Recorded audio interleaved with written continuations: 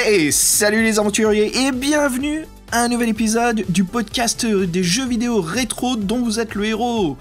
Moi c'est Xavier et puis à mes côtés, bah vous allez voir... Hop. Zan, viens m'aider s'il te plaît. Ouais j'arrive, attends. Je vais fermer la boutique, tiens. Fabien, tu veux bien prendre s'il te plaît? Je reviens. Ouais, salut, d'accord, mais à tout à l'heure. Ouais, bonjour à tous, salut Fred. Donc ici c'est Fabien, donc moi j'ai un petit coup de gueule à passer. Donc j'ai vu sur internet des mauvaises critiques sur un réalisateur de jeux vidéo que j'adore. Il s'agit de Kenji Eno. Donc j'étais pas content du tout, donc j'avais envie de faire une émission spéciale sur Kenji Eno et donc son 4 jeux qu'il a fait avec le personnage de Laura. C'est vrai que là on se réunit entre nous, c'est un vrai scandale. Donc là on ferme la boutique, on va parler, on a fermé notre Game Otaku bien connu des fans.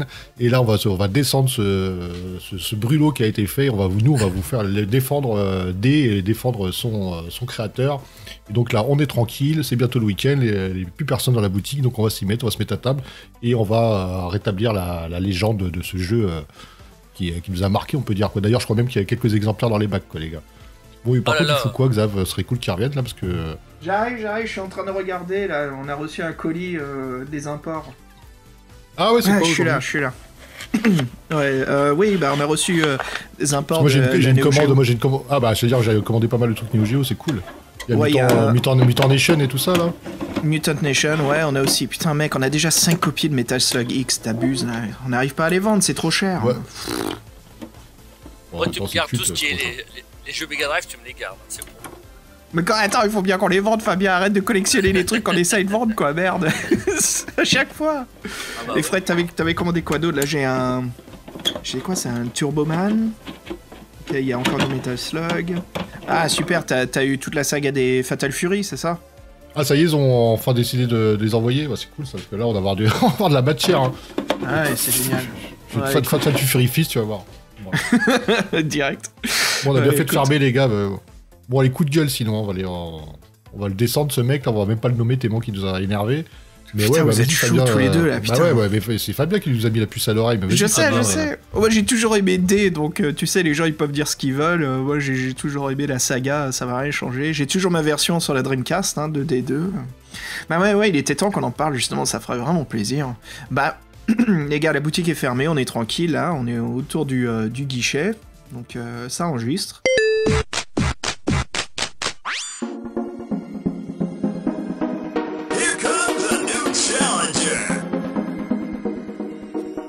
Bah, si on commençait par le début, Fabien, tu nous fais l'intro du premier dé, tu nous racontes un petit peu de quoi il s'agit? Oui, bien sûr, donc c'est le jeu qui a le plus marché, donc c'est Kenji Eno, donc je vais d'abord parler d'histoire. Donc 2D, je pense que beaucoup d'auditeurs le connaissent ce jeu-là. Donc, le synopsis, donc c'est en 97 à San Francisco, il y a un massacre dans un hôpital. Donc c'est Richard Harris, donc qui est le directeur et médecin, qui est chef de l'établissement, qui est devenu fou meurtrier. Il a commencé à tuer tout le monde, aussi bien le personnel que les patients, donc c'est un carnage. Donc la police, elle est présente, et elle a fait appel à Laura. Laura, c'est la fille du docteur. Donc Laura, elle comprend pas pourquoi son père il a fait ça. Donc elle arrive sur les lieux de l'hôpital, donc elle entre, elle voit les cadavres. Elle cherche son père, elle ne le trouve pas, alors elle marche, et elle rencontre une espèce de bulle, comme une bulle d'air en fait, qui l'enveloppe, et elle se retrouve dans une autre dimension. Elle se retrouve projetée dans un château transylvanien, un château gothique. Donc et là, son enfer ne fait que commencer, parce qu'elle va essayer de comprendre ce qui se passe, et pourquoi son père est devenu comme ça. C'est là le synopsis 2D, du jeu D, voilà. Ah ouais, c'est vraiment intéressant, quoi. On est dans... Alors, c'est un point and click puzzle en 3D, c'est ça, Fabien? Alors, non, bah oui, mais en même temps, c'est... Comment dire? Il y a un jeu de recherche, mais... C'est beaucoup un jeu de parcours aussi, parce que tu vas visiter le château. Donc, c'est pas comme... Il y a beaucoup de cinématiques, en fait. Donc, c'est suivant ce que tu fais, ce que tu te déplaces, t'as une cinématique qui se déclenche. Donc en fait à l'époque c'était impressionnant parce que c'est tout de la 3D précalculée, hein. Donc et surtout sur console à l'époque c'était beaucoup tout ce qui est Mega Drive, Nintendo, tout ça, Super Nintendo. c'était l'époque 16 bits, et là on est arrivé sur 32 bits, voilà, avec la 3DO, la Saturn, la PlayStation. C'est bien plus qu'un jeu. C'est le multilecteur interactif Real 3DO de Panasonic. Et on n'avait pas l'habitude de voir des jeux comme ça. Ouais, justement, c'était l'innovation. C'était un peu l'époque où on passait de la Super Famicom, la Super NES à la PlayStation. On sentait tout de suite cette croissance incroyable technologique sur le rendu, en fait, le rendu 3D, en fait, les images de synthèse. C'est un truc qui était innovant, ouais. Alors, un rendu visuel et aussi sonore, parce que bon, t'avais plus, voilà. Là, t'entendais des vraies voix, là, des voix en français, donc parce que les joueurs n'avaient pas l'habitude d'entendre ça quand on jouait, voilà. T'entendais quand tu jouais à un jeu, t'entendais des petits sons, mais c'est tout, quoi. Tandis que là, t'entends Laura. Bah t'avais non seulement une grimpée technologique, hein, mais t'avais aussi un peaufinement artistique sur le jeu lui-même. Donc tu sentais que c'était pas juste pour vendre. Tu sais, c'est l'innovation. Tout le monde avait commencé à faire des jeux en 3D. Tu sais, c'était à l'époque de la puce à fixe sur la Super NES. Eux, ils ont fait très attention de souvent lâcher des jeux assez cool. Hein. On a eu du Donkey Kong, on a eu du Killer Instincts. Voilà, ils ont fait gaffe. Et là, il y a ce même système où on voit que Kenji Eno, le créateur, fais gaffe, quoi. C'est pas parce que c'est une innovation qu'il faut tout de suite le faire, parce que c'est le truc du moment. On sent que le mec, il avait une histoire à raconter et il a utilisé ce style d'innovation graphique pour développer un jeu qui était vraiment amusant.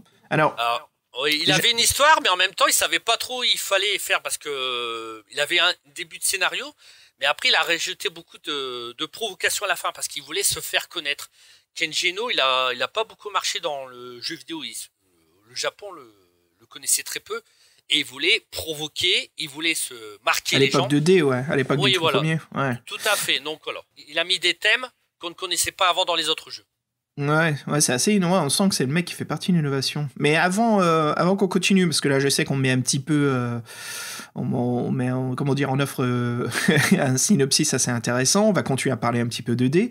Mais avant cela, je pense qu'il serait bien de parler un petit peu de ce personnage de Laura, non, Fabien ? Qui est Laura ? Parce que Laura, c'est exceptionnel. Alors, Laura, c'est une actrice virtuelle. Ouais, voilà, c'est une actrice virtuelle qui a créé Kenji Eno. Alors, Kenji Eno, en fait, au lieu de créer un personnage, a créé une actrice qui est devenue après le personnage. Alors, c'est un concept vraiment intéressant. C'est de donner de l'humanité à une image de synthèse. Ouais, tout à fait. Voilà, donc en fait, on retrouvera Laura dans plusieurs jeux de Kenji Eno. Voilà. Ouais, c'est un peu comme certains réalisateurs, on voit tout de suite qu'ils ont leurs acteurs préférés. Hein. Donc, par exemple, si je dis James Cameron, hein, qui c'est Fred qu'on voit toujours dans les 3/4 des James Cameron ? Bill Paxton. Voilà, Bill Paxton on voit toujours sur un petit rôle, en grand rôle, il est toujours là. Donc c'est la même chose, Kenji Eno, le réalisateur de jeux vidéo, parce que ces jeux sont très cinématographiques, hein, très atmosphériques. Et ben voilà, en fait, il s'est créé une actrice qui après va nommer Laura, qu'on retrouve dans ces jeux à chaque fois. Donc c'est assez cool.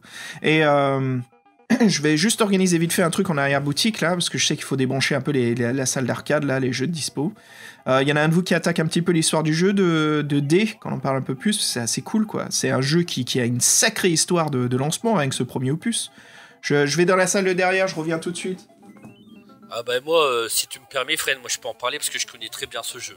Donc à la base, ça s'appelait Transylvania, donc parce que Kenji Eno justement aimait beaucoup tout ce qui est vampire, voilà. Et donc ça s'appelait comme ça. Voilà, donc c'est le jeu qui a le mieux marché, qui est quand même mondialement connu. Et puis il était vraiment révolutionnaire à l'époque parce qu'il n'y avait pas, comme les jeux d'horreur comme Resident Evil ou Silent Hill, il n'existait pas encore. Donc c'était vraiment, il y avait Alone in the Dark, mais bon ça, c'était pas le même genre de jeu parce que là. D, c'est quand même beaucoup plus de la recherche. Il y a de l'action, mais il n'y a pas de combat en fait dans D. Donc voilà. Donc D, donc Kenji Eno, c'est vraiment son bébé. Il veut tout faire, même la musique. Donc, au Japon, le nom s'appelle Dinoshu Kutaku. Voilà. Donc ça, je crois que ça s'appelle table en fait. Il y a le mot table en fait. Si on pouvait faire une traduction en français. Donc le jeu est sorti en 95 au Japon. Et l'année d'après pour les autres pays, donc il sortira sur console 3DO, Saturn et PlayStation. Ouais, c'est marrant comme il avait la Saturn et la 3DO, c'est un peu des consoles confidentielles quand même. C'est dommage qu'il ait. Mais tu vois, sur PlayStation, il a eu un problème avec eux, mais ça on en parlera plus tard, ouais. Oui, voilà. Donc voilà. Donc en plus, comme Kenji voulait faire un jeu choc, Et dans son jeu, on trouve des scènes de cannibalisme. Je suis de retour, les gars. Qu'est-ce que j'ai je me rassois là. Qu'est-ce que j'ai raté? On parlait de cannibalisme. Donc, forcément, comme les voisins, tiens, d'ailleurs. Putain, ouais, voilà. Ouais, ils ont l'air chelous, hein, en tout cas. Donc, non, mais il y avait un de leurs gamins qui était en train de jouer encore à Road Rage, là, derrière. Il me gonfle. Donc, je l'ai renvoyé. Putain, je te jure que c'est un culte. Je vous dis, les gars, c'est un culte. Je les entends le soir. Je sais que tu me dis, des fois, c'est peut-être une église. Je te dis que c'est un fucking culte, quoi. Genre, il commence à me gonfler, à squatter les consoles, surtout. Putain, il pourrait demander, quoi. Ah, pardon, ouais, cannibalisme, quoi? Qu'est-ce qui se passe, là? Non, on disait que en fait, dans D, donc Kenjino voulait choquer les joueurs, donc il avait prévu des scènes de cannibalisme dans D, mais le problème c'est que il a caché ces scènes-là. En fait, il a proposé un prototype quand il l'a montré à l'éditeur, mais il a enlevé toutes les scènes de cannibalisme. Quand l'éditeur a accepté le jeu, après il a fait un échange en fait. Il a donné les vraies versions avec les scènes en plus, et c'est cette version-là qui a été éditée. Après, l'éditeur n'a rien dit parce qu'en fait, comme le jeu était un grand succès, donc il a plus rien dit. Mais c'était plutôt couillu en fin de compte de faire ça au nez à la barbe de tout le monde. C'est le mec qui va au bout de ses idées, c'est bien. En plus, il est malin, parce qu'il avait vu venir, donc il les a vraiment entubés. Donc quand ça se passe comme ça, c'est assez rare, faut le noter, quoi. Bien joué. Hein. Ah ouais, on parlait souvent des écrivains qui sont à peine mentionnés. Donc là, lui, il a anticipé tous les problèmes, quoi. Le mec, il est. Vu, ouais, j'aime bien en fait. C'est manipulation pour l'intégralité de sa créativité. Ah oui, non, oui. Ça sonne bien, ça. De toute façon, il avait un fameux caractère, parce qu'il aura fait 2-3 trucs. Sony, on en parlait, mais bon, ça reviendra plus tard. Mais tu parlais des voisins, c'est vrai qu'ils sont relous, parce que tu n'as pas l'impression que... Moi, je me souviens que le vendredi soir, on a voulu enregistrer un podcast, avec leur chant, ils ont dérangé, quoi. Je sais pas quel truc. Mais en plus, tu sais quoi? Moi, au magasin, là, j'ai un client qui m'a dit qu'ils font du porte-à-porte, les gars. C'est pire que les témoins de Jéhovah, quoi. Ils rentrent, ils te proposent des trucs avec des écritures, tu sais pas trop ce que c'est, quoi. Ils sont carrément chelous, on n'a pas de chance, hein. Ouais, non, franchement, je comprends pourquoi le bail était pas si cher en fin de compte. Hein. Si les voisins ils sont comme ça. Bon bref, on s'égare, mais moi je suis sûr que là je suis en train de les entendre le vendredi soir, à chaque fois ils font du ramdam. Moi ça me fait un peu flipper. Hein. Depuis qu'on avait le gars qui jouait à Afterburner à poil, là, je crois qu'il était bourré, il puait l'alcool. Il était fou, il était complètement fou, lui. En plus, je la tiens, cette cabine d'arcade, on a galéré pour l'acheter sur eBay, on l'a eu. Je crois que certains auditeurs se souviennent, nos précédents épisodes, quand on l'avait acheté, tu te souviens, il n'y avait plus rien, on a dû racheter les autocollants, refaire le bois, la façade, et le mec, il jouait à poil, quoi, dessus, dégueulasse. Bon, en tout cas, s'ils arrivent, on va leur mettre... la musique 2D, ils vont avoir peur, ils vont peut-être pas. Je crois qu'au contraire, ça va les exciter davantage, ils s'en battent. Ouais, vu qu'ils sont lugubres, la musique est lugubre, ouais, c'est possible. Attends, t'es en train de les attirer, Fabien, parle pas de malheur, quoi. Bah, le problème, c'est que les jeux avec l'horreur, ils sont loin d'être joyeux, hein, donc c'est vraiment assez... Bah attends, c'est du bon ça. En plus, c'est marrant parce c'est un peu des... Tu sais, de cette époque où je sais qu'on est beaucoup à vouloir chercher un peu retour aux sources du vrai survival horror, parce que t'as le action survival horror de Resident Evil, hein. Surtout au fur et à mesure du temps, comment ça s'est développé, c'est vraiment devenu des jeux d'action, sauf le dernier, je trouve, qui récupère bien le tout, qui nous fait bien le truc à la massacre à la tronçonneuse. Bref. Je trouve que avant cette époque où le King of the King, c'était quoi? C'était Silent Hill, hein, Silent Hill 1 et 2. Bah en fait, on a la saga 2D qui est bien avant tout ça et qui arrive justement à créer cette atmosphère du survival horror qui est plus basée sur du, tu sais, les règles d'or de Hitchcock. C'est vraiment de faire peur via juste donner l'impression de la peur qui est autour de nous sans vraiment la présenter. Et c'est ce que fait parfaitement D, hein, ce premier opus.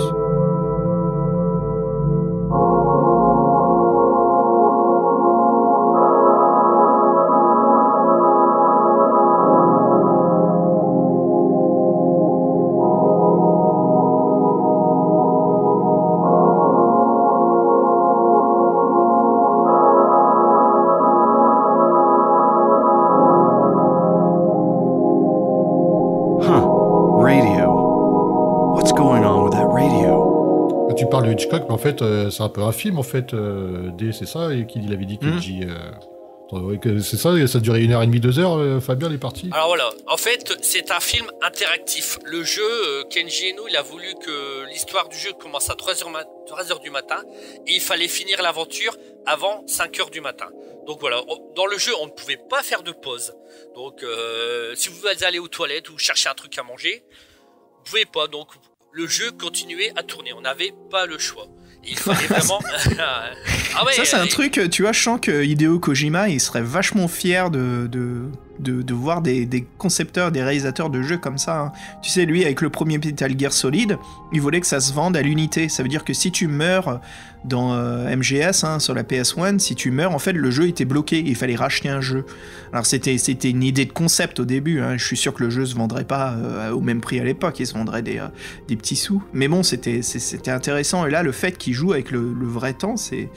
Bah voilà, c'est assez stressant au final, quoi. Et en plus, Laura, dans le jeu, elle marche très lentement. Bon, après, ça donne de l'ambiance, mais c'est vrai qu'elle marche très très lentement. T'as envie de lui mettre un copier au cul, toi, c'est ça? Bah, en plus, elle a des talons. Bon, là, c'est vrai que sur le coup, c'est un peu bizarre parce que bon, elle est dans un château hanté, elle est en talons et en mini-jupe. Donc, après, on est dans un jeu vidéo après tout, hein, je veux dire. Oui, voilà. C'est pas à chercher, là. C'est un petit détail, mais bon. Donc voilà, donc Laura marche vraiment très lentement, elle ouvre une porte, elle fait ça très doucement, bon en même temps elle a peur, hein, donc c'est normal. Je crois que c'est aussi donc, une raison pour le chargement, c'est aussi une question technique à l'époque, hein, oui, surtout. Voilà. C'est quoi, c'était surtout la version de la 3DO, c'est ça? Bah en fait, les trois versions se valent, elles sont quasi identiques, hein, donc... mais il n'y a pas une version plus rapide. Hein. C'était quoi? C'était la 3DO, la PlayStation et la Saturn. La Saturn, ouais. Et après, le jeu est sorti aussi sur PC Windows, hein, plus tard. Donc il y avait vraiment une ambiance, hein. Donc voilà, bon, Laura, on l'entend pas beaucoup, hein. Elle pousse des petits cris, mais on l'entend pas beaucoup. On entend surtout son père qui crie « Laura, Laura ». Laura. Laura. Laura.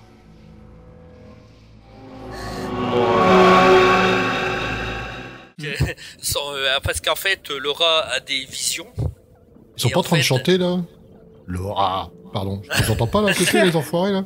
Ils sont en train de se mettre, c'est moi ou... Pardon. Non, je croyais que c'était Fabien, parce que tu l'as fait en même temps, mais ouais, je les entends, là. Bah écoute, je préfère qu'il chante Laura que Fabien, j'aurais peur. Ça serait, il chanterait Fabien, je me sauverais. Tiens Fred, tu veux bien les éteindre je crois que j'ai laissé encore 2 ou 3 machines qui tournent derrière, je les entends encore. Tu veux bien les éteindre vite fait? Ah bah je sais laquelle t'as oublié, c'est celle où il y a des pièces, comme d'hab. Bon allez, j'ai. Merci. Donc sinon vraiment, il y a vraiment une ambiance, hein. Donc comme nos voisins, ils font de l'ambiance, ça fait peur. On se demande ce qui se passe. En plus, voilà, donc il y a vraiment... Il y a des séquences chocs. Ouais, des séquences chocs, ouais. Et on a envie de savoir ce qui va se passer. Donc, voilà. Laura ne rencontre personne, sauf une armure, en fait. Une armure qu'elle devra combattre. Avec un système, toi tu dois connaître, Xavier, parce que je sais que tu adores le jeu, c'est Dragon's Lair. Donc avec un système de Quick Time Event. Donc en QTE, fait, voilà, ouais. Voilà, QTE. Alors, QTE. En fait, QTE. En fait, il faut appuyer sur une touche qui s'affiche sur l'écran, il faut l'appuyer au beau moment. Ouais, alors les origines, vite fait, hein, pour faire une petite parenthèse du Quick Time Event. Alors c'est vrai que celui qui les a mis bien en avant dans le on peut dire, le jeu vidéo, c'était bien sûr Shenmue, hein, qui a vraiment créé le Quick Time Event qui arrive à n'importe quel moment, il faut s'y attendre. Après, c'était quoi? C'était Ninja Warrior, je crois, sur la 360, qui a un peu abusé de tout ça. Après, c'était un truc, même Mass Effect l'a fait, hein, mais avant cela, ouais, on avait des jeux, en fait, où tout le jeu, c'était du Quick Time Event, et c'était vraiment... tu sais, c'est comment dire, c'est un sorte de puzzle qu'il faut juste connaître à l'avance, c'est de la répétition, c'est de la mémoire. Et ouais, donc Dragon's Lair, c'est un des plus connus. Alors j'ai toujours mon perfect sur Space Ace, hein. J'ai dû prendre un petit peu de coup de vieux là-dessus, mais je sais que si tu me donnes 2 ou 3 sessions, je peux encore te faire un perfect score sur Space Ace. Dragon's Lair, ah putain, le fait que tu ouvres une porte et que ça change à chaque fois, ça, des fois ça me mélange un peu les souvenirs, j'ai du mal. Et puis Dragon's Lair 2, je t'admets que celui-là, c'est un mastodon à faire. Oh, Dragon's Lair, Time Warp. j'ai vu un perfect sur YouTube et je me dis, mais comment tu fais, mec? C'est tellement balèze. C'est impressionnant. Je me demande si les gars ils trichent pas parce que c'est impossible à finir ces jeux-là. C'est quand même incroyable. Hein. Bon, je suis pas content, il y en a encore un qui a foutu un jeton carouf dans la boîte d'arcade Bomberman, elle est encore foutue. Hein. Je suis sûr que c'est encore le gamin, tu la vires. Putain, ils font chier avec leur truc. Ouais, je sais. Si je le chope dehors la prochaine fois, il va voir. Putain, j'ai fait exprès de choper des pièces américaines pour que les machines marchent tranquillement. Et le mec, il utilise toujours son jeton en pensant qu'il peut tricher. Ça me saoule. Ah. Bon, je m'en occuperai tout à l'heure, c'est facile à dégommer de là-dedans. Tu me donnes le tournevis et puis hop. Ouais, bah je vous ai entendu, vous étiez au Quick Time Event, c'est ça? Il y avait pas d'autres trucs dans le jeu aussi? Il y avait pas des trucs, des énigmes, des puzzles, non? Oui, on parlait des puzzles là, mais c'était pas bien difficile. Hein. Donc franchement, moi j'y arrivais facilement. Et pourtant, je suis pas très doué, mais là, nickel. Hein. C'était pas très dur. Hein. C'était vraiment pas un jeu dur. Et après, il y avait 3 fins. Donc je sais pas toi, Fred, quelle fin t'as réussi à avoir, mais donc moi j'ai voulu essayer toutes les 3. Hein. Donc il y a une fin heureuse, une fin malheureuse, et puis une fin time over. En sachant que Kenji, il disait que justement pour lui, la vraie fin, c'était justement la fin malheureuse. Mais bon, je vais pas raconter ce qui se passe. Bah Fred, te connaissant avec les jeux, t'as eu la fin malheureuse, non? Ouais, comme d'hab, ouais. Mais attends, mais c'est bien parce que là, c'est la bonne fin. Moi, j'avais toujours la time over, j'y arrivais jamais. Hein. Bah, moi j'ai envie de dire que la fin heureuse, bon voilà, quand même. Parce qu'on a envie que Laura, elle gagne, hein. Donc, c'est normal. Ouais, mais bon, c'est pas la vision de l'écrivain, Fabien. Ouais, mais bon, tant pis. Moi, je l'aime bien, Laura. Donc, je l'aime bien, hein. Donc le jeu il aura bien marché au Japon, donc alors je sais pas si Fred tu connais, il y a une édition qui est sortie uniquement sur console 3D ou hein, d'ailleurs. Tu la connais? C'était pas la 10 Dinner, la Director's Cut, c'est ça? 3DO, ouais, il y avait même des petits goodies avec, non? Je crois que... Voilà. Et poster de Laura, un CD avec la musique du jeu, on en parlait tout à l'heure, et même il y a même des scènes inédites, ouais. Bon, elles apportaient rien de spécial, ouais. C'est juste des petits changements dans des choix précis, je crois. C'était vraiment pour les fans. Moi, j'en ai entendu parler, ouais, je l'ai vu tourner. La tour 3DO, c'était un peu énigmatique quand même, c'était sympa. Je sais pas, oui, puis moi, c'est un truc qui m'a fait marrer, c'était la brouille avec Sony, on en avait parlé. C'est toi qui nous avait rappelé ça avec Xavier. Tu sais, Xavier, qu'il avait envoyé péter tout le monde là, à une conférence, ça te parle, non? Ouais, bah ça, j'oublierai pas. Bon, putain, les regards qu'on m'a lancés. Oh là là là là. Ah oui, c'est avec ce jeu justement que Kenji Inoue il se disputa avec les dirigeants de Sony pour la PS, hein, la toute première. Alors c'est un peu plus complexe que ça parce que Sony lui ont promis un énorme titrage pour D, hein, et puis bien sûr il fut rien, que dalle quoi. Donc entre mensonges et hypocrisie de la part de Sony, Kenji Inoue il ne se laisse pas faire. En fait il provoque la direction de l'équipe de PlayStation, ce qui est très rare hein, quand même pour la culture japonaise. C'est pas souvent que t'as un mec qui commence à se dire hey, qu'est-ce qui se passe, c'est quoi ce bordel? Donc dans un salon professionnel sur les jeux vidéo au Japon, il projette le logo de PlayStation qui se transforme soudainement en logo de Saturn de la 32 bits de Sega. Donc sur le stand de Sony, le mec il fait ça quoi. Donc oui, encore une fois. Ouais. Oh, très. Qu'est-ce que j'aurais aimé être là? T'imagines, t'es au stand de Sony et tu vois le logo qui se morphe en Sega quoi. Il faut dire que c'est au Japon, les personnes font ça, et puis que c'était les représentations publiques. En plus, c'était c'était des ennemis à l'époque. Non, c'était vraiment un gros fuck en fait quoi. Énorme. Donc ce grand coup médiatique en fait, ça a fait énormément de bruit à l'époque. On imagine s'il y avait le web, mon dieu, la vidéo elle serait partout. T'imagines le truc avec la foule, t'entends le silence. Qu'est-ce que j'aurais aimé entendre ça? Le gasp, tu sais qu'on a entendu. Donc le truc c'est que c'est la plus grande joie pour Sega hein. Quand il reparle de l'accident voilà bien des années plus tard Kenji lui ça l'amuse maintenant hein. Il dirait qu'il était jeune à l'époque, que c'était son caractère de s'emporter très vite il s'est assagi maintenant. Donc voilà, c'est normal, ça vient avec, mais c'est bon, c'est intéressant ces moments-là, c'est là où la créativité elle explose et elle fait des petits moments de bien sympas. Mais en même temps tu sais hein, Kirel Colt Sam hein, Sony, il fallait pas quand tu cherches ton créateur comme ça et puis tu lui promets pas ce que tu livres, hein, faut pas s'y attendre à toujours que les mecs ici ils signent un contrat et s'en va quoi. Donc qu'est-ce qui se passe? Donc Laura dans D, voilà, Laura devait retrouver 4 scarabées. Chaque insecte trouvait lui donner un flashback, un rappel de sa mémoire qui lui permettait de comprendre en fait ce qui s'est passé pour sa mère et comment elle fut tuée par qui. Donc à la fin du jeu, après le générique de fin, si on retrouve ces 4 éléments-là, on entend un son étonnant, un cri de bébé. Et en fait, c'était un mini teaser pour la suite en fait qui était de D, qui s'appelle donc Di no Shokutaku 2. Fred, tu nous parlais un petit peu de ce synopsis de ce jeu, et puis on va parler bien sûr de la tragique histoire de ce qui s'est passé.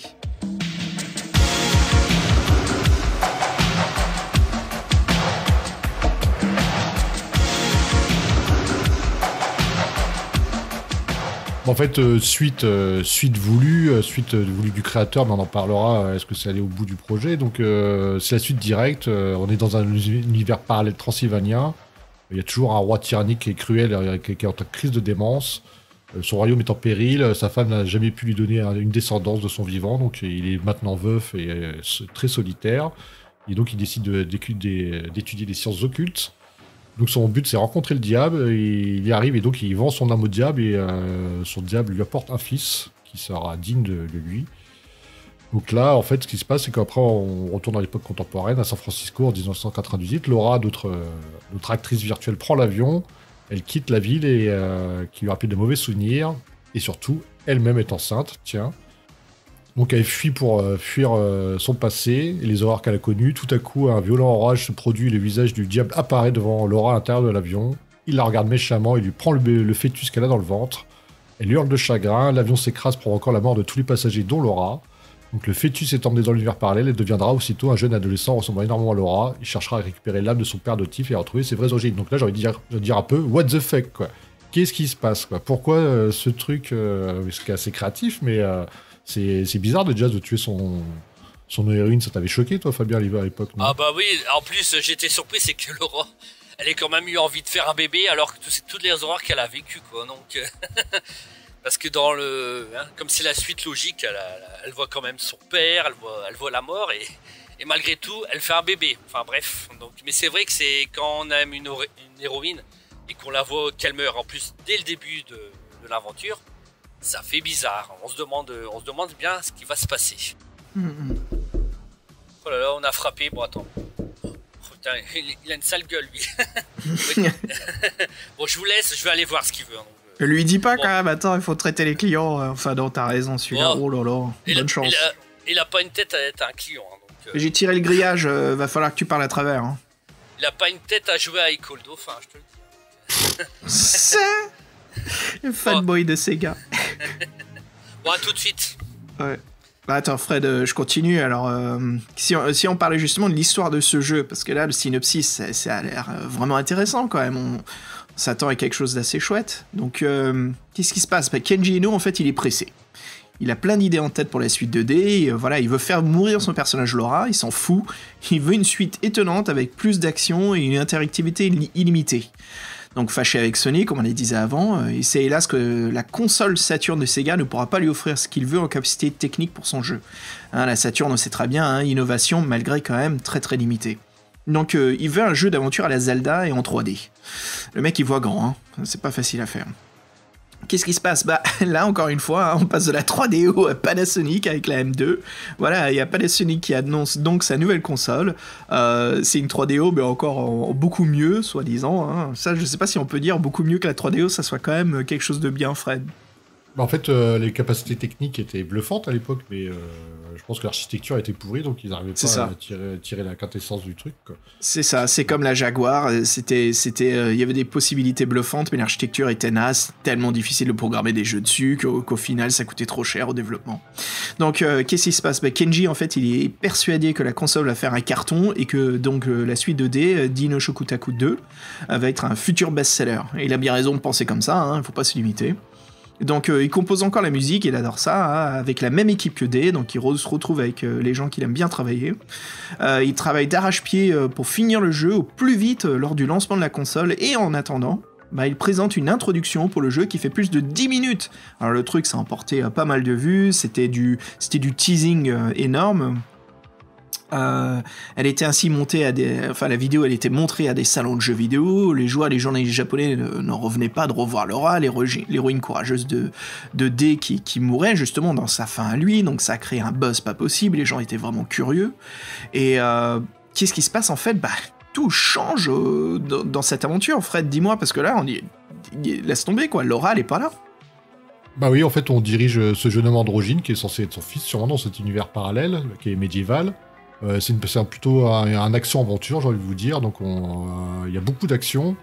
On a une longue épée pour se défendre dans le château et dans les paysages extérieurs, donc on se voit pas mal de fois en vue extérieure, contrairement au premier, il y avait pas mal de vues subjectives. Donc même morte, Laura elle apparaîtra dans différentes cinématiques. On n'en saura pas plus, ça va être pas trop scénario, c'est plutôt énigmatique. Le problème, donc lui, il s'est pressé pour tout développer, en fait Panasonic va très mal et décide de plus sortir la M2. Donc lui, fou de rage, il décide Kenji Eno, et en fait il va détruire, il était à 50% de son projet, il a mis tous ses espoirs, il va détruire tous les ordinateurs où il y avait tout dedans.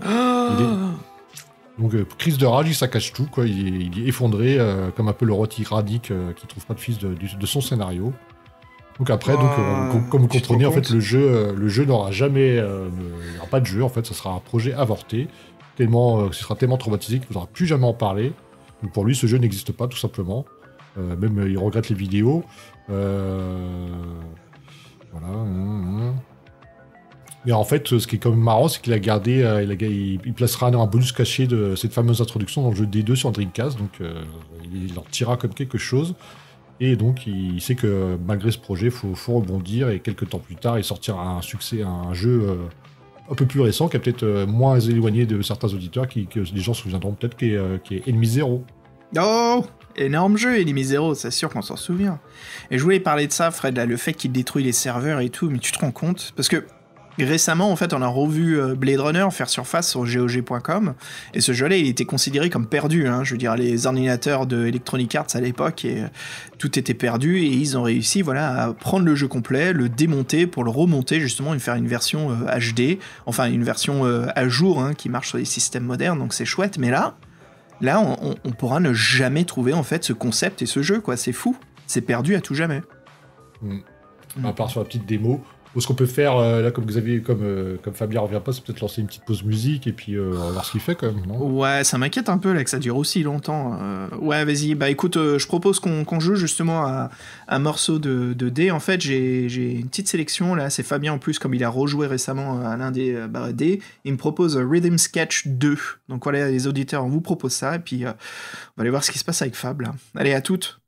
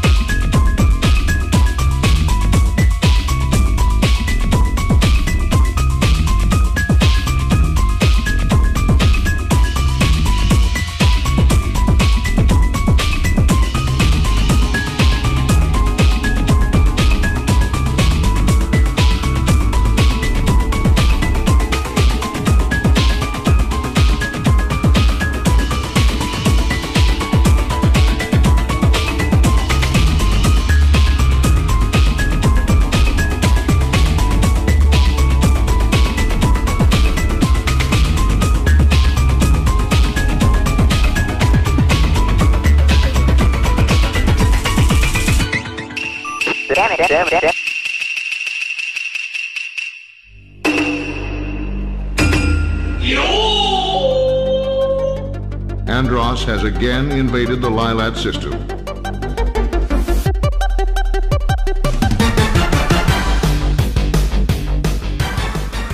Yo, de retour, bon, sympa ce morceau, ça met bien dans l'ambiance, et puis là justement on va parler d'un grand titre, hein, que ça je crois qu'un peu plus de gens vont s'en souvenir, d'Enemy Zero.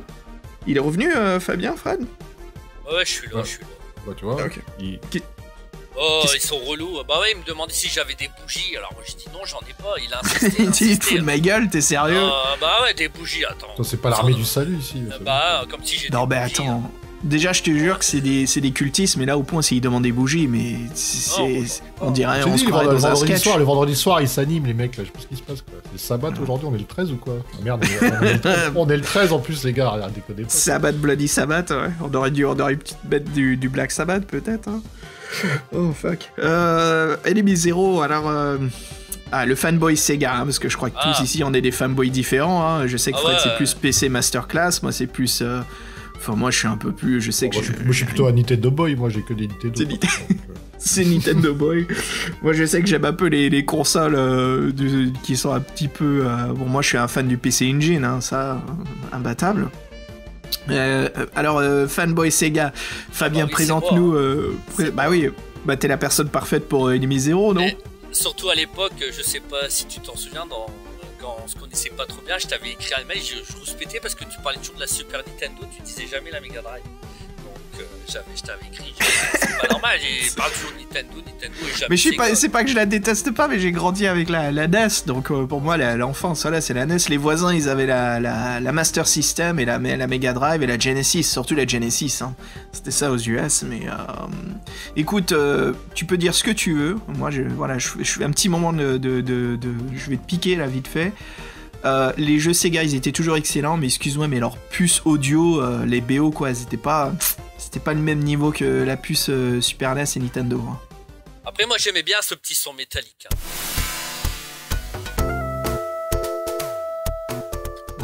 J'ai cherché, j'arrive pas à l'énerver, c'est chiant, tu vois, il est trop gentil. La puce NES était meilleure que la puce Mega Drive, pour dire, quoi. Et après, ça, c'est sûr qu'il y a la puce Famicom. Le gap entre... Bah attends, J'ai rien entendu. Je te fais une petite vite fait là, je vous montre un petit peu ce que je veux dire. Alors vite fait là. Alors là c'est la BO qu'on entend en arrière-plan en fait de Castlevania 3 sur la Nintendo donc européenne américaine, hein, marché US, marché Europe.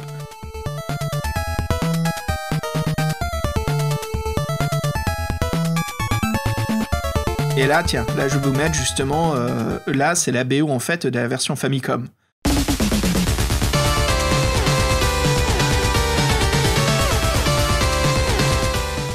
Ah, tu vois, tout de suite, le son, il est 10 fois mieux. Hein. Fabien, il veut pas accepter. Là, moi, et encore là, je fais du Nintendo versus Nintendo. Alors bref. Alors Fabien, dis-nous tous, raconte-nous en fait le synopsis où l'on retrouve pour une deuxième fois et demie, j'ai envie de dire, mais une troisième fois, une deuxième fois et demie. Donc Laura, raconte-nous Enemy Zero. C'est une exclusivité Sega en plus, hein, Enemy Zero. Donc là, on a fini le domaine de le Transylvanie. Le domaine des vampires, du cannibalisme. Là, en fait, ça se passe dans la science-fiction, donc dans l'espace. Laura qui dormait, elle se réveille brutalement en sommeil cryogénique. Elle est dans un vaisseau qui s'appelle Aki. Donc, c'est un réveil brutal, donc il s'est passé quelque chose. Elle ne sait rien. Et en plus, bon, comme dans beaucoup d'histoires, quand on se réveille brutalement, elle perd la mémoire, donc elle ne sait pas du tout ce qui s'est passé. Donc, elle contacte le capitaine du vaisseau. Et elle assiste à sa mort. Il y a quelque chose, quelqu'un ne sait pas, qui mange en direct la tête du capitaine.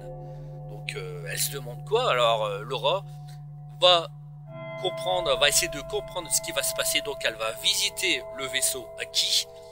Elle va essayer de retrouver d'autres personnes de l'équipage. Et elle va essayer de se protéger elle-même contre cet ennemi qu'elle n'a pas vu et qu'elle ne sait pas qui est-ce en fait. Alors je lisais tout à l'heure, là j'ai trouvé notre revue de presse, là c'est tous les imports que t'avais acheté, les revues de presse pour vendre les jeux à l'époque, Fabien là. D'ailleurs ça on les vend pas, désolé ceux qui viennent à la boutique Game Otaku, mais ça on les garde. Et je voyais en fait que Ah oui non mais garde-le absolument, c'est des belles pièces dans notre vitrine ça. Et Fred je t'en avais parlé, mais en fait les sources d'inspiration pour Enemy Zero, ils disaient que c'était Jurassic Park qui était une de leurs sources principales, mais moi j'ai envie de dire les gars, il faut dire un peu à l'évidence, c'est aussi Alien hein. Oui, c'est évident, tu vois, c'est dans un vaisseau, donc... Mais ils ont pas osé le dire. Je crois que c'est parce qu'à l'époque, il y avait Jurassic Park qui sortait, comme ça en 84, quoi, c'était 95 Jurassic Park, c'est ça, non?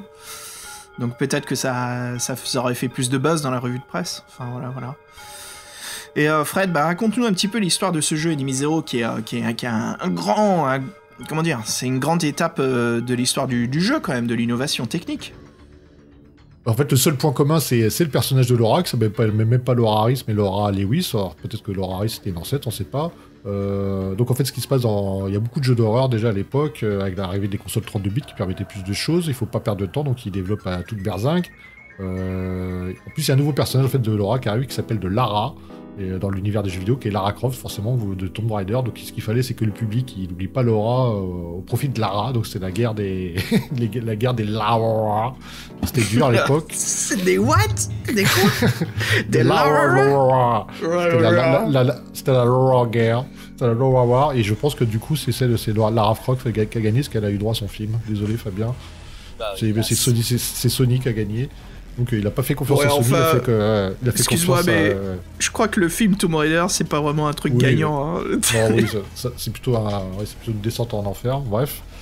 Donc ouais, sinon, donc on disait exclusivité Sega, Enemy Zero, exclusivité Saturn, un an après pour l'Europe et les États-Unis, donc en 96, encore un an après sur PC Windows, donc ça faisait tourner les bécanes à l'époque. Donc nous on a quand même une version française sous PC, c'est sympa. Et même c'est la version anglaise à peu près compréhensible, c'est pas trop compliqué. Le problème aussi, c'est qu'il y a Resident Evil qui sort la même année, et ça le fera pas mal d'ombre sur PlayStation, encore une fois, et même si les jeux sont dans ce reroll, ils sont complètement différents, quoi. Donc c'est un peu la merde. Tu peux me le refaire, là? Resident comment? Evil. Resident Evil. Non mais attends, fais-le comme dans le jeu vidéo, mec, allez, comme l'intro là. Evil. Mais j'ai même pas joué Resident Evil en encore, donc je peux pas. T'aimais pas, c'est ça? Tu flippais? Mais non, mais moi je jouais pas à PlayStation, je boycottais. Moi je restais à la Nintendo, pour bien marquer que j'étais un vrai, pas un newbie là qui achète une console, parce qu'il peut craquer les jeux, quoi. Scandale. Ok, déjà, pourquoi on t'a embauché dans la boutique? Resident Evil. Vas-y, tu me le refais là. Resident Evil.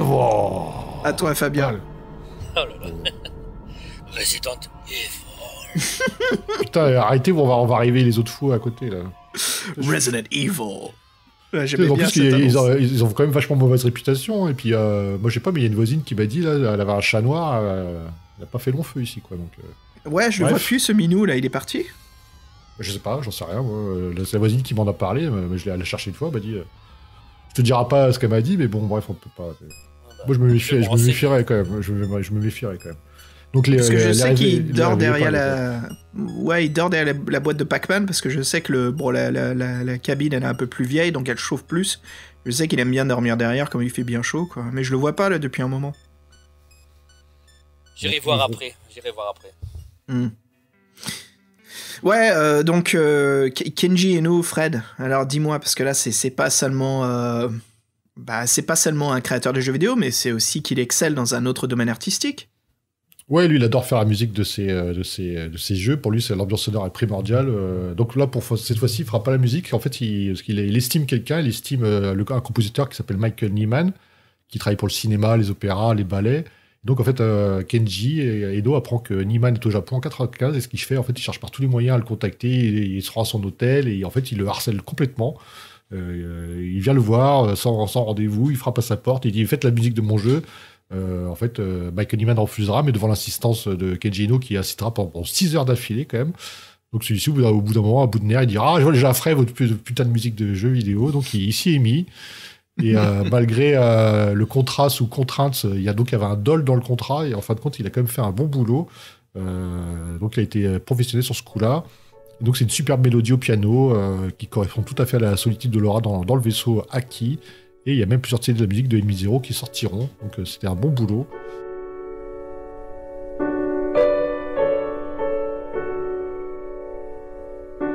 Et donc ça c'était sympa, et je sais pas qu'est-ce qu'ils sont exactement de ce qui se passait dans l'aventure. Bah ouais, justement, Enemy Zero, et je sais que Fabien t'y joue toujours, alors continue à nous en parler, tiens, sur ta Saturn. Ah là là, oui, en plus, moi j'ai un peu peur quand j'y joue, parce que en fait, l'ennemi est invisible, on le voit pas, et c'est très dur parce que Laura ne peut que les entendre. En fait, quand les ennemis sont loin d'elle, Laura entendra des bips très lents. Mais plus les monstres se rapprochent, les bips sont très très rapides et vraiment très très stressants. Donc, mais ça, c'est typiquement la scène d'Alien, par exemple. Ah oui, Aliens. voilà, tout à fait. Avec les Marines, surtout. Oui, ouais. Aliens avec les Marines. Ouais. Bah, Alien, il y avait le décodeur, bien sûr. Enfin, le décodeur, n'importe quoi. Je sais pas qu'on appelle ça, le détecteur de proximité, c'est ça? Oui. Transpondeur, t'appelles tout transpondeur, ça va quoi. C'est un transpondeur. Tu fais du techno-babble, c'est ça? Peu importe. Et en plus, le monstre il gueule. Donc t'imagines, quand il crie très fort, t'as un signal d'alerte qui retentit, un signal vraiment très stressant. Alors il faut vraiment tirer au bon moment. Et en plus, notre arme, elle est limitée. Kenji Eno a fait pour que son jeu soit dur. Donc en fait, tu lances des décharges. Le problème, c'est que ton pistolet n'a droit qu'à 3 décharges. Après, tu dois le recharger. Et tu n'as pas les points de recharge, tu n'en trouves pas souvent dans le jeu. C'est vraiment très très très dur. C'est un jeu stressant et je veux pas y jouer souvent parce que oh là là là. Ils sont aussi stressants que nos voisins, je peux te le dire. Oh putain, c'est dur. Et alors après, bon, t'as une phase d'entraînement, heureusement, mais bon, malgré tout, au début du jeu, t'as une phase d'entraînement pour essayer de t'habituer au système de combat, mais malgré tout, ça fait vraiment peur. Parce que quand tu vois ton ennemi, ça va, tu peux viser au bon moment, mais là tu ne le vois pas et tout, tu dois te repérer que au son. Bah, c'est vraiment galère, franchement. Je sais pas si vous avez réussi à jouer, mais c'est vraiment dur. Moi, à part que quand tu le branches à la boutique, on fait des tests des Saturn qui rentrent, je sais que c'est le jeu que tu utilises en fait pour tester comment ça s'appelle, le laser en fait de la Saturn de lecteur CD. Donc je sais que je te vois souvent utiliser Enemy Zero pour ça, quoi. Mais oui. et je sais que des fois je te vois continuer à jouer. En fait, le cache pas ça. Je sais que quand tu testes, je te vois t'emporter et jouer. Ouais. Donc je te suis toujours. Je viens derrière toi. Je me prends une bière ou c'est l'heure de la pause et puis on joue à ça. Pendant que Fred, tu fais quoi pendant ce temps-là? Toi, t'es jamais là quand on fait les tests de la Saturn? Qu'est-ce que tu fais? Non, moi je joue à ma Game Boy unique là, bicolore. Je joue à Tetris. Tetris. Attends, je vais chercher mon câble Link, là, je vais te défier après le podcast, qu'est-ce que t'en dis? C'est bon, ça. En tout cas, le jeu sera vraiment un bon jeu, mais malgré tout, c'est pas un grand succès quand même. Hein. Donc, après, la Saturn ne marche pas non plus énormément en Europe. C'est peut-être aussi une de ces raisons-là. Donc, alors, et puis Resident Evil, comme on disait, est là, donc Resident Evil. Donc, magnifique. Là, ouais, je le fais bien. Voilà. Mais bon, malgré tout, Kenji Eno, il se laisse pas abattre. Et il va sortir, ça c'est incroyable, il va sortir une édition à 20 exemplaires, uniquement au Japon évidemment. Donc ça sera une caisse en bois. Dans la caisse en bois, il y aura énormément de goodies. Pas des filies, hein, des goodies. Donc avec des objets du jeu. Alors donc il y aura des affiches, il y aura des CD, un t-shirt, un sac. Il y aura une espèce de monstre en plastique, hein, on dirait un peu Agod, hein, je sais pas si... Ah oui, ça va, j'ai vu l'image, je pense à ça. Après, bon, c'est un espèce de monstre vert translucide et tout. Un chestbuster, quoi. Oui, voilà, c'est vrai que ça a une forme phallique, hein, mais bon. Enfin, en tout cas, il y aura beaucoup d'objets, et tout ça dans la caisse. Et en plus, la cerise sur le gâteau, c'est qu'en fait, Kenji Eno apportera lui-même la caisse aux 20 personnes qui l'auront acheté. Oh. C'est quand même incroyable. J'espère que c'est au Japon. Hein. Ah oui, c'était que au Japon. C'était qu'au Japon. Et c'est chouette. Ah ouais, et à l'époque, la caisse coûtait quand même 3000 €. Hein. Donc je pense que ceux qui l'ont acheté, ils la gardent très précieusement. Donc je sais pas ce que vous en pensez, vous, de cette caisse-là. Ça vous aurait plu d'avoir ça? Vous auriez été capable de débourser autant d'argent sur un jeu pour avoir vraiment une édition très limitée? Bah, si on aime, on compte pas, hein. Je crois que c'est ça, hein. Si on est vraiment fan, on est passionné de la saga de Laura, de Kenji Eno, je vois très bien des gens dépenser autant d'argent. Je veux dire, ici, on a plein de trucs collector. De un, on n'arrive pas à vendre, mais je sais que quand il y a des gens qui courent dans la boutique, ils disent, est-ce que vous aurez le collector de Dead Island ou le... Qu'est-ce qu'on a vendu, Fred, là? On a vendu ça 1500 récemment, c'était la tronçonneuse des Resident Evil 4, ou c'est une manette, la tronçonneuse? Enfin, ça dépend, quoi, il faut vraiment être fan. Donc, ouais, je vois tout à fait. Mais en plus, elle marche même plus, donc... Non, si on lui a dit, arrête. Ah, tu fais de la mauvaise pub, là, putain. Mais c'est pas vrai. C'est pas vrai, c'est Par pas contre, vrai. si nos clients ils entendent ça, qu'est-ce qu'ils vont dire? Ils vont plus. Ah, mais c'est un élément de déco, lui a dit. C'est un élément de déco. Il a dit, c'est plus Ouais. fonctionnel. Ah oui, c'est vrai, on a déjà vendu celle qui marchait, ouais, c'était l'élément de déco. Ouais. Le mec, il a quand même déboursé 1500 pour ça. Hein. Quand on aime, on ne compte pas. Exactement, exactement.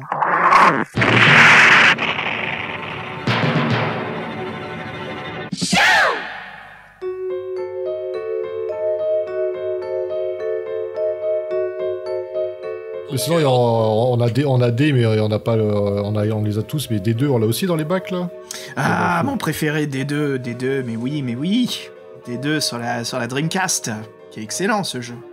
Et c'est la version Jap ou américaine que t'as? Américaine. Ah, Mm. ouais, parce qu'il n'y a pas eu de version française, hélas.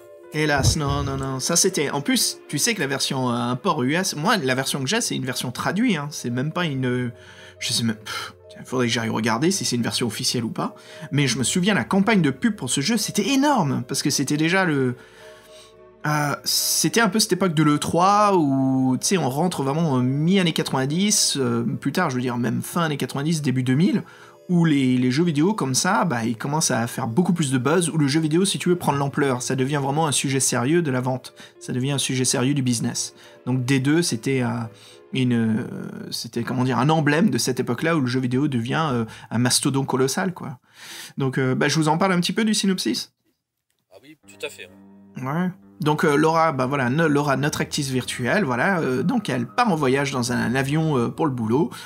Il y a un violent et sanglant détournement qui se produit. Voilà, l'avion subit une turbulence pas possible. Il y a aussi quelque chose de assez intéressant. Il y a plusieurs assassinats qui sont commis. Et puis voilà, quand tout à coup il y a une météorite qui frappe l'avion, qui s'écrase dans une énorme forêt, enneigée au Canada, au milieu de nulle part, dans le froid pas possible. Et donc Laura, voilà, c'est l'une des rares rescapées. Le choc lui a fait perdre la mémoire, ce qui est facile pour l'écriture aussi là-dessus. Et donc qu'est-ce qui se passe? Elle aura désagréablement la surprise que les nombreux morts de l'avion se sont transformés en monstres hideux à tentacules. Donc tu vois, on est vraiment dans le Urotsuki Doji, l'époque où les monstres avec tentacules, classique japonais. Donc qu'est-ce qui se passe? Laura va devoir survivre dans cet environnement hostile, froid, glacial, retrouver la mémoire et de s'échapper de tout ça. C'était un jeu avec un sujet, un synopsis assez intéressant. Et surtout, ce qui est vraiment intéressant, c'était la campagne de pub, on en parlera plus tard, mais le jeu n'était pas vendu plus comme un jeu, mais était vendu comme un interview avec Laura pour ce jeu. Donc l'interview d'un personnage fiction qui discute du personnage irréel qu'elle joue dans un jeu, quoi. Enfin, du personnage non réel. C'est intéressant comme marketing. Fred, tu nous parles un petit peu de l'histoire du jeu ? Oui, alors ce qui est intéressant avec D2, qu'en fait c'est pas la suite directe du premier D, ou c'est même pas un remake de celui qui a été annulé, il l'a appelé D2 parce qu'en fait il travaille avec la même équipe qu'Eiji Ino, donc il s'est dit que c'était suffisant comme nom, ça n'a pas l'air trop de le gêner. On voyait qu'il y a un peu le voyage en avion qui fait la liaison aussi entre le projet qui a été annulé et encore le personnage de Laura, donc qui est là. Donc là on change de cadre, c'est fini les vaisseaux stellaires, là c'est où on va en Alaska, et c'est Kenji Ino qui en utilisant un chasse-neige a eu l'idée de ce cadre pour D2. Donc qu'est-ce qui se passe? Donc on retrouvera pour la dernière fois hélas notre Laura, qui est Laura Parton cette fois-ci. En fin de compte, Sega il se souvient un peu de sa prestation avec Sony, donc D2 devait sortir sur Nintendo, il est sorti sur Nintendo 64, mais il est sorti sur Sega. Que ce soit une exclusive Dreamcast, encore une fois, j'ai envie de dire, encore une fois, il a pas choisi la bonne bête. On connaît tous la destinée de la Dreamcast, qui était pourtant pratiquement leur meilleure console. Hein. Et donc, il sortira en 99 au Japon et en 2000 aux USA, sur la dernière console 128 bits de Sega, comme on disait. Et donc, encore une fois, là, il reprend les manettes, parce que c'est lui qui fait la musique. Il reprend les manettes, c'est lui qui fait la musique du jeu, comme lors du premier D. Et donc, pour le merchandising, il fera tout au Japon, surtout, il fera plein de goodies autour du jeu, avec des éditions différentes par rapport à la jaquette du jeu, un CD, un disque 33 tours avec de la musique. Il a même fait un manga, donc le mec était tout azimut au niveau du merchandising. Moi, je trouve que c'est sympa, parce que comme l'histoire de l'actrice virtuelle qui l'interviewe pour dire dans quel jeu elle a joué, c'est vachement marrant, en fait, ça change les codes, c'était bien vu, quoi. Mm. Et donc on parlait de l'I3, tout ça, donc en fait oui c'était une exclusivité Dreamcast, donc c'était un des premiers jeux, je crois plus, c'est au début de la Dreamcast, je crois, c'est ça. Donc il y a eu beaucoup de couvertures et on en parlait beaucoup à l'époque, quoi. C'était l'un des premiers jeux, un Dreamcast, hein, donc c'est pour ça que c'était un petit événement quand même. Et c'était important pour la vente, ouais. C'était un rail shooter en plus, avec mise en scène cinématique, hein, un petit peu. En fait, il reprenait tout ce qui marchait dans D et Enemy Zero, quoi. Tu sens l'évolution d'Enemy Zero en shooter ici, hein, qui devient beaucoup plus réel. On est à moitié entre un House of the Dead et un Silent Hill, quoi. Bon, en tout cas, toi, Xav, si t'as la version américaine, donc t'as eu la version censurée. Ouais. T'as pas de chance, hein, t'as pas de chance, parce qu'en fait, au Japon, le jeu est sorti donc une version normale, enfin normale entre guillemets, en fait, parce qu'on voyait des scènes assez spéciales, parce qu'en fait, donc les humains, quand ils devenaient mutants, ils avaient des tentacules qui poussaient partout, et parfois t'avais des tentacules qui poussaient au niveau du sexe, donc voilà. Et t'as même, parfois t'avais certaines scènes, tu voyais donc les tentacules donc grandir, pousser, et qui rentraient dans la bouche des victimes, et évidemment des victimes femmes. Hein. Voilà. Ouais, comme je disais, on est dans du Otsukidoji, hein, on est dans on est dans le kiff du monstre à tentacules, là. Hein. Ça, c'est un classique des subcultures de l'horreur japonaise, quoi. Bah ouais, tu m'étonnes que ça a un peu gueulé aux États-Unis, parce que ouais, il y a toujours des associations qui s'élèvent là-bas, c'est ça, quoi. Bah oui, si je me souviens au groupe, c'était les groupes féministes qui criaient au scandale, voilà, avec surtout c'était les images promotionnelles, voilà, qui envoyaient les tentacules. Et puis ce qui est marrant, c'est qu'alors au final, en fait, Laura est une personnage solide, convaincante, et qui fait tout pour s'en sortir. Donc ils oublient ce côté, voilà, féminin très fort et qui se sort de ce pétrin pas possible, quoi. Donc le jeu il marchera moyennement aux USA, un peu mieux au Japon, et puis voilà, c'est là que Sega décide de ne pas sortir en Europe, alors que les magazines français parlaient d'un Dreamcast avec D2 en exclusivité. Donc je crois que comme le marché s'est mal représenté, ils voulaient pas perdre davantage de thunes sur le marché européen. Ils pensaient qu'en le développant en français, voilà, ça allait peut-être pas faire assez de revenus. C'est dommage, c'est vraiment dommage. Parce que le public français est beaucoup plus, je crois qu'on est beaucoup plus ouvert d'esprit là-dessus, sur la violence et le gore, donc les Américains, quoi. On a moins de problèmes de censure ou de problèmes dans les jeux vidéo, quoi. Bon, c'est à voir, il faut chier pour rien. Quoi. Ouais, c'est à voir. Je sais que nous, le Resident Evil avec le sang vert, mais bon, ça c'était plus à cause de l'Allemagne, quoi. Mais c'est l'Allemagne qui fait chier, ouais. C'est l'Allemagne qui fait chier. Je pense que le jeu il aurait bien marché en France, en tout cas. Donc. Ah ouais. Et franchement, le jeu, voilà, une fois maîtrisé, il n'était pas aussi dur que ça, hein, pour parler un peu plus du gameplay, hein, ou la qualité du jeu. Les monstres, ils sont pas difficiles à battre, hein, les énigmes sont pas très complexes. Le plus dur sera la barrière de la langue, hein, puisqu'aucune traduction française n'est présente. Hein, donc voilà, fallait connaître de l'anglais de base, ou on s'en foutait un peu, et puis on jouait au jeu sans vraiment comprendre ce qui se passait dans le scénario, ou le scénario était pas aussi complexe que ça, hein, on pouvait un peu piger ce qui se passe, quoi. Le jeu est gore, mais le sang il est vert, hein, comme on disait, hein, comme le Resident Evil 2 allemand. Et malgré le froid et la neige épaisse, voilà, on peut remarquer le courage et la classe de Laura qui se déplace en tailleur et chaussures à talons, businesswoman. Hein. Même quand elle voyage à Bobo en chasse-neige, on note que pour récupérer des points d'énergie, elle pourra facilement massacrer les animaux pour les manger. Donc Fabien, je sais que toi ça te plaît pas ça. Ah, j'étais pas content. Hein. Puis en tout cas, bravo à elle. Hein. Franchement, marcher avec des talons dans la neige. Hein. Bon, moi, j'ai pas essayé, hein, je vous rassure. Mais je sais pas comment elle a fait. Hein, donc, ça devait. En plus, ça devait être galère. Donc voilà, hélas, hein, malgré que D2 ne soit pas un grand hit, hein, Sega voulait encore travailler avec Kenji sur un autre titre, mais voilà, celui-ci il refusa. Il voulait faire une pause dans le domaine du jeu vidéo. Il se sentait plus inspiré. Et tristement, il abandonna Laura définitivement. C'est la fin de la quadrologie, ou plutôt la trilogie de Laura, quoi. Alors, ouais. Hélas. Fabien, je crois qu'entre tous les trois, c'est toi qui a le plus grand amour pour Kenji Eno. Hein. Si on parlait un petit peu de sa biographie.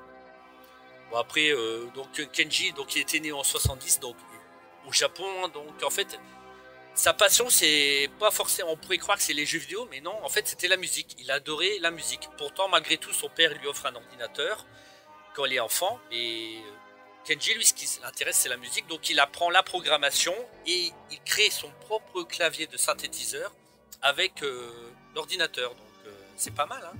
Donc, il commence à faire ses premières compositions.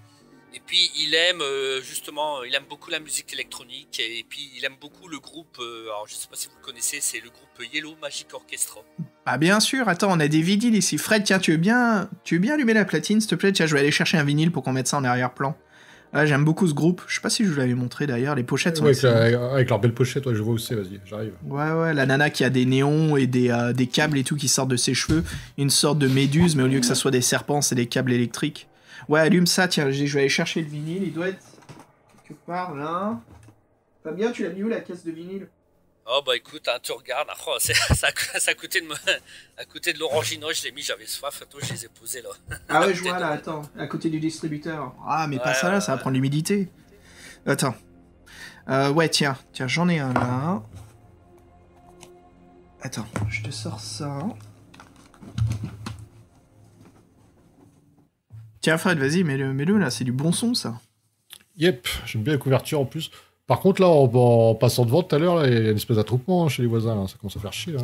Ouais, je sais, c'est pour ça que j'ai envie qu'on mette de la musique, comme ça on les entend pas, ça masque un petit peu leur bazar, quoi.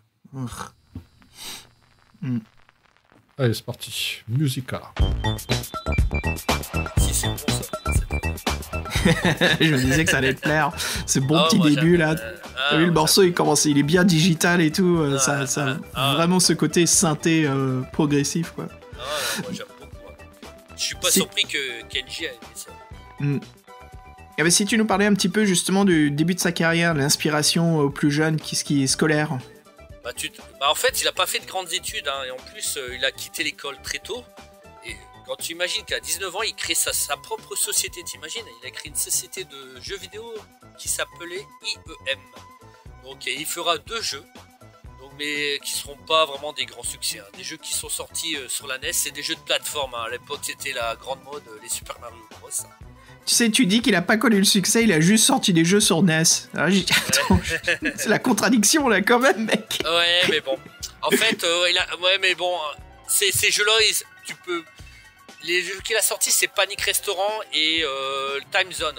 Demande à quelqu'un s'il connaît ces jeux-là, je pense pas qu'il y a du monde. Je connais des gens qui collectionnent les jeux NES, mais je me demande s'ils y ont joué, ouais. Ouais, voilà, franchement, après, c'était pas... Bon. C'est déjà ça, c'est des plateformes, oui, c'est des jeux de plateforme voilà. tout simples, ouais. Bah, c'est à bien. l'époque, c'était la grande mode. Hein. Voilà. Ah oui, moi, ouais. Après, moi, j'aime pas Mario, je préfère Sonic. Hein. Oh, allez. Ils sont potes maintenant, ils sont potes dans les derniers Smash, allez. Ouais, ils sont tous ensemble. Trahison, Hélas, comment ça? Oh, la guerre, l'autre. Fred, Non, t'entends ça? C'est une trahison. Bon, sachant que Sega n'est plus qu'éditeur de logiciels. Oui, voilà, et là, c'est à cause de ça, parce que sinon, jamais ils auraient fait ça. Jamais. Non. Donc, sinon, pour en revenir à Kenji, Kenji comprend que pour travailler dans ce métier et pour se remarquer, il fallait faire quelque chose d'original, d'unique. Après, c'était pas le bon moment. Après, les consoles 8 bits, même 16 bits, bon, c'était pas mal, hein, mais bon, c'était pas non plus révolutionnaire, donc il fallait attendre. Alors, en attendant, il fait plein de petits boulots qui n'ont rien à voir avec le jeu vidéo. Et c'est au cours d'un voyage à San Francisco qu'il rencontre diverses personnes dans des salons professionnels et il a envie de créer une nouvelle fois sa société. Et sa société l'appellera Warp. Donc avec Warp, il va recommencer à refaire des jeux. Donc il recommence à faire des scénarios, à faire la musique parce que c'est toujours sa grande passion. Et donc il sort des petits jeux. Donc alors il y a Trip D, alors un autre jeu. Alors là, excusez-moi, Totsugeki Kikan Mega Dasu. Alors je sais pas si j'ai bien prononcé. Dessous. Alors Trip D, c'était quoi? C'était un équivalent Columns de la... Oui, Mega Drive. voilà. Ouais. Oui, voilà. Donc un peu dans le genre un petit peu horreur parce qu'il y a des petits monstres et tout, mais bon, rien de bien effrayant. Et Fred, tu as joué toi Totsugeki Kikan Mega Desu? Non, moi c'était plutôt le jeu là sur NES qui me disait un peu quelque chose, qui était Panic Restaurant, où le design me parle, mais sans le reste, ça me dit rien du tout. Ouais. Après, il est très fan de la console 3DO. Alors, je sais pas si vous avez joué beaucoup à la 3DO, vous deux. Demolition Man avec Stallone, quand tu perdais, ils l'ont filmé en train de dire t'es vraiment mauvais. Il t'insultait quoi, quand tu meurs, Stallone il t'insultait, il insultait le joueur. C'est sympa ça. Donc Kenji, il a voulu créer un jeu en 3D avec une femme, donc en personnage principal. Et c'est là qu'il a créé donc la première actrice virtuelle de jeu vidéo, Laura Voilà. Donc, il croit très fort en son projet, il met fort la pression à son équipe. Et en plus, Kenji avait des projets, mais personnels en fait. Mais tant qu'il ne réussissait pas dans ce qu'il faisait, il ne voulait pas fonder une famille, il ne voulait pas avoir d'enfants. Pour lui, il met tous ses espoirs sur D, et puis il croise les doigts, il espère que ça va marcher. Et heureusement pour lui, D il a connu un énorme succès. Hein. Donc avec plus d'1 million de ventes rien qu'au Japon. Ouais, c'est énorme. Ouais, c'est incroyable, hein. Donc, c'est incroyable. Après, il a fait d'autres petits jeux, hein, donc, mais par contre, je ne sais pas si vous en avez entendu parler. Fred Xavier, il a fait un jeu en fait pour les aveugles, parce qu'il voulait que tout le monde joue aux jeux vidéo. Donc, il a créé un jeu pour les aveugles, pour les non-voyants. Donc, il s'appelle Case No Regrets.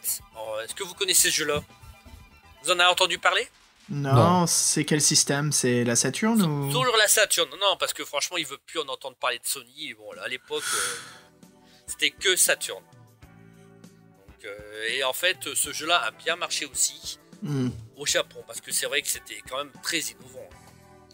Après le semi-échec de D2, Kenji, il arrête le jeu vidéo une nouvelle fois. Donc, il crée quand même une autre société qui s'appelle Super Warp. Et il ne veut plus entendre... Warp, puis Super Warp. Ouais, Super Warp, voilà. En fait, il veut plus du tout, hélas, entendre parler de Laura. Donc, il trouve que c'est un personnage qui a fait son temps. C'est fini. Donc, voilà, c'est fini. Il a même plus envie de faire des jeux d'horreur. Voilà. C'est après, donc, comme il a réussi dans la vie, il a fondé une famille. Il se marie, il a 2 enfants. Et c'est tout. Donc, voilà, Laura, hélas, c'est fini. Après, en 2007, il est surpris par la console Nintendo, la Wii. Donc voilà, et il arrête encore sa société Super Warp pour créer une nouvelle société qui s'appelle From Orange to Yellow. Donc de orange à jaune, hein, c'est ça. Hein, donc, voilà. Et en 2009, il sort un jeu qui s'appelle You, Me and the Cube. Donc c'est un jeu de stratégie coopérative avec 2 enfants qui ne doivent pas tomber où ils sont installés sur des cubes. Voilà. Donc c'est vraiment fini les films d'horreur, les jeux d'horreur avec les cannibales, les aliens, c'est fini. Il n'y aura plus de il n'y aura plus rien. On sent qu'il est père de famille, on sent qu'il fait des jeux pour ses enfants, quoi. Ah ouais, je suis très triste. T'as 3 jeux quand même. non, mais j'aurais voulu plus, hein, t'imagines, un jeu qui sort, ça moi, parce que bon là j'avoue qu'en vieillissant je m'intéresse moins aux jeux vidéo, mais j'aurais adoré retrouver Laura dans une nouvelle aventure, ça m'aurait vraiment... Ouais, le personnage de Laura, ouais, l'actrice dans une nouvelle aventure avec où on la voit jouer un autre personnage, ouais, ça surtout ce serait cool sur les consoles modernes aujourd'hui avec les graphismes et tout, ouais, ça serait chouette, ça serait vraiment intéressant de voir un D3. Voilà, et puis bon, hélas en 2013, il décède d'une insuffisance cardiaque, puis il avait 42 ans. C'est trop jeune. Là là, c'est terrible. Hein, donc, Pour un créateur aussi impulsif, ce qui est très rare chez... Enfin, je veux pas faire de généralité, mais c'est vrai que c'est très rare quand on voit les créateurs les plus connus du Japon, hein, ils ont pas des impulsions comme ça, ils sont très... très constructifs. Hein, je veux dire, regarde ce qui est arrivé à comment il s'appelle, à notre... Hideo Kojima, ce qui lui est arrivé avec Sony, comment ça s'est super mal passé, comment Metal Gear maintenant c'est devenu de la merde avec Metal Gear Survival, et puis voilà, comment ça s'est passé, c'était plutôt tranquille, mais lui, Kenji Eno, ouais, le mec il hésitait pas, quand ça lui plaisait pas et qu'on lui faisait la mauvaise, bah voilà, il se vengeait. Ce qui est bien, c'est un créateur qui défend son intérêt, ça se comprend. Au bout d'un moment, t'en as marre de te faire marcher dessus, quoi. En tout cas, moi il me manque beaucoup, hein, j'avoue que... Et je suis pas les seuls, parce qu'il y a des vidéos de fans, justement, surtout au Japon, en fait. Hein. Bon, en France, il est un peu oublié, hein, faut le reconnaître. Mais au Japon, il a quand même laissé une grande empreinte. Bizarrement, en 2014, il y a un jeu qui sort, il s'appelle D4. Alors c'est quand même incroyable, parce que D4... déjà, il n'y a pas eu de D3, hein, alors, donc voilà, D4. Et en fait, c'est un jeu qui a été développé par la société Access Game. Donc le jeu n'a rien à voir avec Laura, il n'a rien à voir avec Kenji Eno, mais il s'appelle comme ça. Donc on a, à l'époque, il y a eu des interviews, on a demandé au producteur de jeu pourquoi il a expliqué. Pourquoi appeler ce jeu D4? Est-ce qu'il y avait un rapport avec Kenji Eno? Le concepteur n'a dit que pas du tout, en fait. Il n'a pas donné beaucoup d'explications. Mais est-ce que Fred et Xavier, vous connaissez ce jeu-là? Non, trop récent, on connaît pas. Moi je connais, ouais, j'adore ce jeu. J'adore ce jeu. Il est comme sorti en 2014, hein, il a Ouais, alors il s'appelle, moi je l'ai connu quoi, il y a peut-être 3 ans, c'est quand j'ai commencé à y jouer, donc en 2018, c'est quand je l'ai découvert. Dark Dreams Don't Die. Donc c'est le nom du jeu, hein, qui voilà, 4 mots qui commencent par la lettre D, donc D4. Moi je pense vraiment, comme j'en parle avec Fabien, je crois pas que c'est une idée de marketing comme les Far Cry, parce que là c'est le producteur qui utilise le nom sur des nouveaux produits qui ont rien à voir avec les précédents, qui suivent une thématique. Là, la thématique, bon, on est un peu là en fait. Le D4 en fait c'est un très bon jeu, c'est très cinématographique avec des quick time events. On se balade, on résout des énigmes, on discute avec des gens. C'est un très beau cel shading entre le manga et le comics américain. Très bonne atmosphère. On est un petit peu comme, j'ai l'impression des fois qu'il y a des moments très très lynchiens, c'est très David Lynch. On est un peu dans cet univers sémiologique, abstrait quoi, c'est assez cool. Donc quand j'ai vu le jeu, en fait, je t'admets Fabien, j'ai pas du tout pensé à Laura, à D, même que le jeu s'appelait D4. S'il s'appelait D3, je pense que oui. Là je me suis dit tiens, ok. Mais D4 quoi. Mais très bon jeu quoi. J'espère que ça abîme pas sa réputation, parce que voilà, si vous voulez jouer à un truc intéressant, ou peut-être si je peux me permettre, qu'est-ce que serait un jeu moderne de Laura aujourd'hui ? Bah, D4 serait peut-être ça, hein. Ça serait peut-être ce qu'on pourrait voir aujourd'hui, mais voilà, c'est pas un personnage féminin principal, c'est pas notre Laura, on suit un autre mec, un ardu américain qui fume des cigarettes, ce qui est pas souvent dans les jeux vidéo, hein, à part dans Vanquish, voilà, où tu bouges pas, le mec il fume une clope. Mais on retrouve un petit peu ce côté plus macho, avec une histoire assez intéressante. On est dans un univers, tu sais, du polar moderne en fait. Il y a une intrigue assez intéressante et on retrouve un petit toutes ces connotations, contrastes sombres, ça fume, femme en danger, inspecteur qui essaye d'aider, résoudre l'enquête. Donc c'est assez cool. En tout cas, n'est pas oublié, bizarrement, parce que le jeu, et ça c'est très bien, en fait, il est disponible sur Steam. Et ça, mais par contre en version anglaise, hein, on peut pas tout avoir. Mais bon, en tout cas, le jeu est là. Donc si vous voulez rejouer à D, si vous n'avez pas de Saturn, si vous n'avez pas de PlayStation, hein, mais surtout une Saturn, hein, voilà, donc vous pouvez aller sur Steam pour jouer à D, il coûte pas très cher. Et je sais qu'on a... Alors sur le site web, hein, si vous allez sur notre site web, hein, to-city.org, vous allez retrouver en fait un lien où on parle de Laura, avec une vidéo, Fabien, que tu nous as trouvé, qui rend hommage à Laura. Donc tous ceux qui connaissent les jeux D, je pense que là vous allez y retrouver un petit moment de nostalgie. Oui, c'est une vidéo de fan en fait. Donc c'est un fan de Laura qui a fait une compilation de différentes images de Laura, donc de tous les jeux, hein, qu'on a parlé. Et puis sous une musique voilà, de Ennemi Zero. Puis c'est assez émouvant, et à la fin on trouve une petite phrase, mais voilà, c'est écrit « Tout nous manque Laura ». Ah ouais, c'est vrai, ça nous manque ce personnage quoi. Quand on grandit avec elle à travers le jeu vidéo, surtout à travers autant de systèmes de consoles. C'est ça aussi qui est intéressant, ouais. Et puis, bien sûr, il y a des let's play, on trouve pas mal de gens qui font des LP sur D, surtout Enemy Zero, D2 aussi. Donc voilà, si vous voulez vous intéresser, en découvrir un peu plus de quoi on vient de parler, bah, n'hésitez pas les auditeurs, hein. Il y a plein de ressources sur le web pour chercher, il y a plein de LP vraiment intéressants, quoi. Donc c'est assez cool. C'est un univers, c'est emblématique, c'est important pour l'innovation et surtout un peu l'histoire du jeu vidéo, hein, à travers plusieurs comment ça s'appelle les alors je sais que moi pourtant je me connais, j'ai toujours du mal ça, mais les générations en fait des consoles c'est important parce que le jeu évolue au fur et à mesure quoi, c'était intéressant. Ah voilà, écoute, c'est là le mec qui revient là, Fabien, qu'est-ce qu'il veut? Bah écoute, j'entends un chat, franchement je vais aller voir parce que moi dès que j'entends un animal c'est plus fort que moi, faut que j'aille voir. Ouais, va la salle derrière, regarde s'il est pas derrière le Pac-Man, je pense qu'il sera là. Bon, je vais aller voir, je vous laisse, hein. À tout de suite, hein, parce que franchement je peux pas rester comme ça. Donc, il faut que j'aille voir. À tout de suite. Ouais, à toutes. Fred, c'est quoi ton jeu vidéo du moment là que tu essaies de promotionner à la boutique? Oh, moi j'en reviens au classique, tu sais que je suis un fan du tour par tour tactical, donc ouais, bah moi les recettes, hein, XCOM, en plus les aliens arrivent, donc faut s'y préparer quoi. Et je joue même au premier pour te dire, et en fait j'avais jamais fini, donc je me suis dit allez, je sais pas souvent quoi, donc je vais le finir ce putain de jeu, donc je me suis remis là, et puis par contre la bécane elle a planté, donc je recommence, mais c'est pas grave, c'est un vrai plaisir.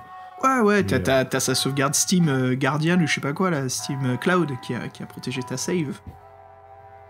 Ouais, espérons, on verra ça. De toute façon, je vais me racheter un petit truc. Et puis, par contre, ça m'inquiète un peu parce que, comme moi je suis passé tout à l'heure, il y a vraiment des mecs dans la rue. Donc, je sais pas trop ce qu'il fout. Là. Fabien, il est pas revenu. Ok. Non, puis je connais, s'ils tombent sur la vieille, ils vont chercher ça ensemble, laisse tomber. Donc je vais voir ce qu'il fait. Vas-y, de toute façon, vas-y, bon, de toute façon, on a fait ce qu'on voulait, on a tapé notre coup de gueule, on a parlé du dé, on a rendu hommage, et puis voilà, on peut ça fait plaisir, mais je vais voir ce qu'il fout l'autre. Bon, Ouais, vas-y, je vous attends pour faire une conclusion, ça marche, ouais. Ouais, toutes. Ouais, toutes. Moi, je ferme pas la porte, hein. Ouais, laisse, c'est bon, j'arrive, j'attends. Enfin... Ouais, il se passe, ok. Bon, je vais peut-être y aller moi aussi, hein. Je vais voir ce qui se passe parce que là c'est un peu bizarre quoi. Bon, je vais voir ce qui se... Hey.